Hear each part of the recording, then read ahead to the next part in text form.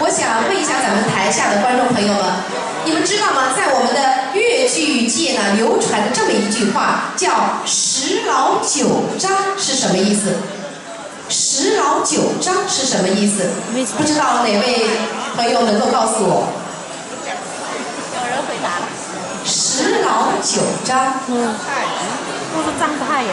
对了，我们台下一个观众告诉我了，那就是因为咱们张桂凤老师呢，桃李满天下，10个老生当中呢，有9个是学唱张派的，非常正确，恭喜你答对10分。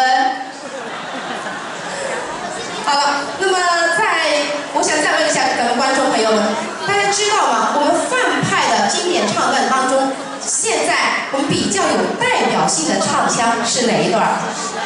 经常在舞台上呈现的是哪一段？大家大声的告诉我。回答正确，100分。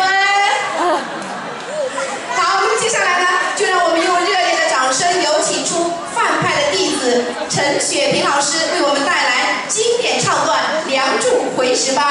陈雪萍，国家一级演员，曾获第24届中国戏剧梅花表演奖，师承范瑞娟派。我们热烈的掌声响起。